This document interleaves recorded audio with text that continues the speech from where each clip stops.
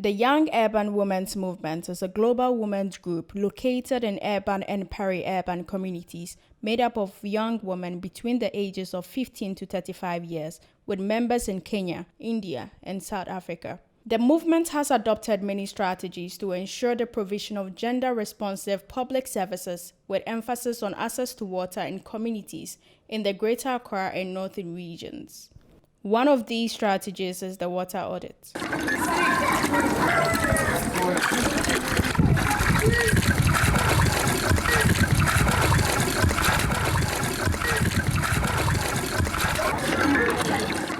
One of the thematic areas for Young Urban Women's Movement is burden of care, that is unpaid care work. And what we look at is the tasks that young women do in the house before going outside from their homes to get an economic opportunity. But then we also realize that these young women find it difficult going out to seek for another job for economic purpose because they have a lot of work to do in the house. So engaging them, we realized that water was one of the problems that they face in their various communities. And asking them, we realized that some go as far as spending 30 minutes in and out from their homes to get one bucket of water. So we realized it was a problem, because if we are talking about unpaid care work and young women should have this problem, then we need to solve it. What we did was to have a research, and that was an audit that we conducted for the research to find out the problems that is connected to water in these communities. I was lucky to be part of the team that was collecting data in the community. Usually what we did was we engaged the community with community sensitization. We went to 10 communities and we engaged some of the community members to discuss about the problems that they were facing in their community regarding water issues. So when we went there, we used community scorecard. There were some paper that we used, and we named it community scorecard.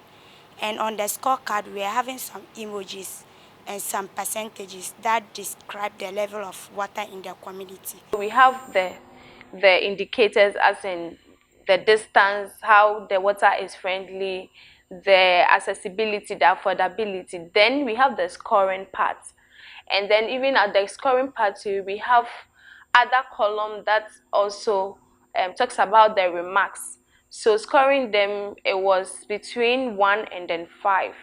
So if the person, the 1 being very good and the 5 being poor and the 3 being average. So yeah, when the person chooses the score, then the person have to give a remark on why she chose that score. We use the scorecards because sometimes you meet people who are illiterate. So you use the scorecards to score them so that they will know their problems in their community, and then you will now go for the water sources if there is water. For instance, there are some communities, they have tap but it doesn't flow. Others have dam, it's dry. Others have dam, it's not dry, but the color of the dam itself is not good. Even the taste itself, even the water is tasteless, but sometimes you get some taste in the water which is not pleasant. Sometimes the odor of the water alone is something else. Getting the score, what we did was you calculate or you add the score per community. So for instance, if I have Akotoshi and I am having 5, Akotoshi chose accessibility 3 as a score, friendly 3 as a score, affordability 3 as a score. I add all these scoring, making 9, dividing it per the indicators. So if I had, let's say, 5 indicators, then I'm going to divide 9 by 5 to get Akotoshi score. If they are able to grade themselves lower, then you tell them that this is the problem. That is why you have graded yourself lower. So that you tell them their problem and then you give them their needs or support them to get their needs. And water was the major problem they have. So when we finished the grading and we saw that the scorecard they graded was very low, we realized that That was the problem they have. So we said we will support them to get a drinking water that's very potable and nice. So the higher the score, the poorer the situation, and the lower the score, the higher the improvements in water source. So after that, we have to consider all these remarks that the people gave add up, and then that was where we had our findings to send to the district assembly, because they are state actors, and we believe that they can help in the provision of water source in these very communities. This is Bambum Community Dam. This one was one of the communities we selected.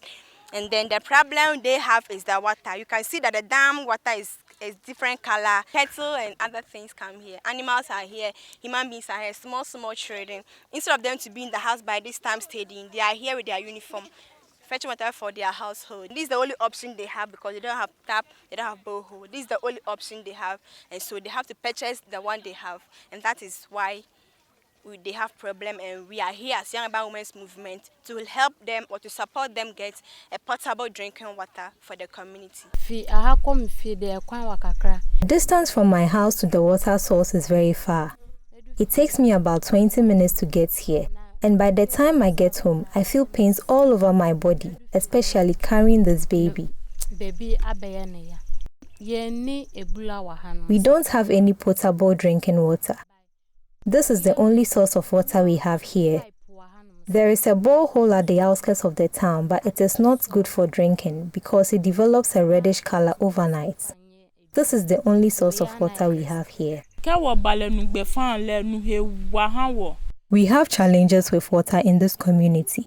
The only source of water here is under a rock, and we struggle to fetch it. We have to bend in order to fetch under the rock. I am a hairdresser, and if someone comes for a hairdo, I have to walk for a long distance to the water source and wait in queue for about 15 to 30 minutes for the level of the water to come up before I can fetch.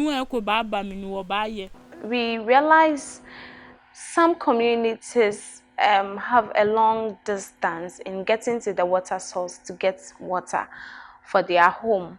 Others, even though there is water, it's not consumable because the water contains iron in them. Others as well, even though there is water, they have just one source of water. Some sources were also not friendly to the communities, especially working with young women. And women are those who visit the water source to fetch water daily, but we realized it wasn't friendly to those women. So these were some of the challenges that led us to go inside the community for the research. My name is Toby Joseph Kaka, Chief of Trevor Community. We were at the assembly when pictures were shown, and they thought probably the young urban women are not saying the truth, but it's reality that they were here and they saw our water situation. At that time, even as I said, cows or animals have been going to drink the same water with us. It's unhygienic to the tribal community. So young urban women are helping us to get water. My name is Wendell Komlagbo.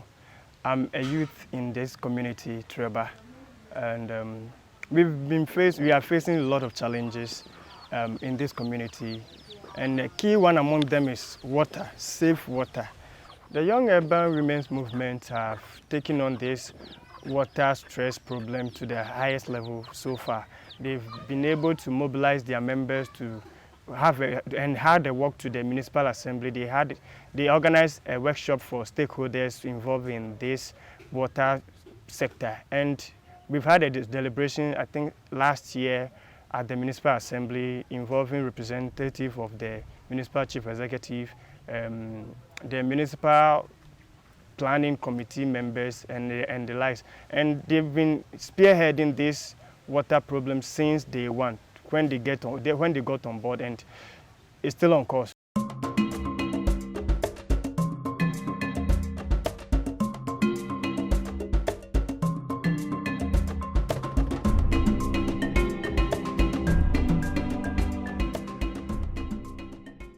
With the gender responsive public services, I was thinking it's only duty bearers who will be sitting down talking, or stakeholders who will be sitting down talking about gender responsive public services. I didn't see as a young girl growing up why I should talk about, or I should bother myself about gender responsive public services. But joining the movement, I realized that if one woman is suffering somewhere, it's all women who are suffering elsewhere. So because of the movements, I really see the need to advocate for gender responsive public services, because I know that if one of the public services is not put in such a way that women will be able to access it, at the end of the day, we the women are suffering. So because of that, I've seen why I should be an advocate, or I should advocate for gender responsive public services. After the findings, we needed to send the findings to the district assembly, and then also to make sure that community members know where they can visit in terms of any provision of gender responsive public service. So we have to engage the assembly on what we were doing, and then bring on board some community members to also be part of the process. So after the engagement, or after the focus group discussion, we invited some to the district assembly and invited on board the water and sanitation officer. We invited the director, the MCE, and then other departments, the budget and planning officers from their office. And greatly, they were part of the whole engagement. So we introduced the process, why we had the audit, and then the findings. They came to explain their findings to us latter parts of 2018. They did a survey in about 6 communities. The rep of the MCE was around. The planning officer was also around. But as at the time, we shared the findings. I think the assembly has then come out with its budget for 2019 already. So it will actually not be easy to get funding to support a water project. So we actually agreed that in case we get a donor, then we may consider those communities. Actually, I appreciate their effort so much. For devoting their time working in rural areas to actually support rural communities. I think it's a laudable idea. Way forward is just to go back and think about how best these communities would get potable water in the communities to use for their daily lives.